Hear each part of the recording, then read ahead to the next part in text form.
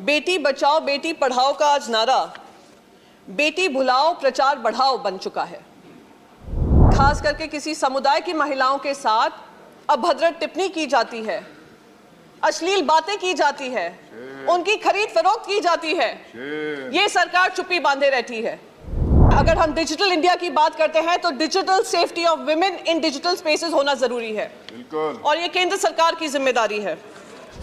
85% of Beti Bachao Beti Padhao का जो budget है वो प्रचार में खर्च किया जाता है।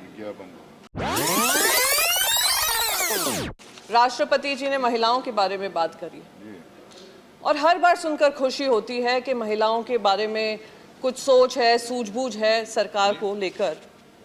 पर हकीकत क्या है, वो देश की महिला और देश की महिलाओं से एक असुरक्षित माहौल जो बन रहा है उस के बारे में एक चुप्पी बंधी हुई है। बेटी बचाओ बेटी पढ़ाओ का आज नारा बेटी भुलाओ प्रचार बढ़ाओ बन चुका है। रिकॉर्ड पार्लियामेंट्री स्टैंडिंग कमेटी जिसकी मैं भी एक मेंबर हूं, उसमें कहा गया 85% ऑफ बेटी बचाओ बेटी पढ़ाओ का जो बजट है वो प्रचार में खर्च किया जाता है। मंत्री जी ने आकर कहा 85% नहीं है, 58% है। अरे 50% से ज्यादा है और यह हमें गंभीर तरीके से लेना चाहिए कि सच में हमारी बेटियां पढ़ रही हैं या नहीं पढ़ रही हैं। पर सच्चाई ये है कि कोविड कार्यकाल में डिजिटल डिवाइड हो, गरीबी हो और महिलाओं की प्रेफरेंस कम हो, बेटियों को स्कूल से निकाला जा रहा था, चाइल्ड मैरिजेस हो रही थी, मैल न्यूट्रिशन बढ़ रहा था, पर हमारी सरकार चुप्पी बांधे हुए थी। डिजिटल प्लेटफॉर्म्स की बात कर रहे हैं, डिजिटल इंडिया की बात होती है कि डिजिटल सेफ्टी, डिजिटल सिक्योरिटी की बात होती है, पर जब महिलाओं पे, खास करके किसी समुदाय की महिलाओं के साथ अभद्र टिप्पणी की जाती है, अश्लील बातें की जाती है, उनकी खरीद फरोख्त की जाती है, ये सरकार चुप्पी बांधे रहती है।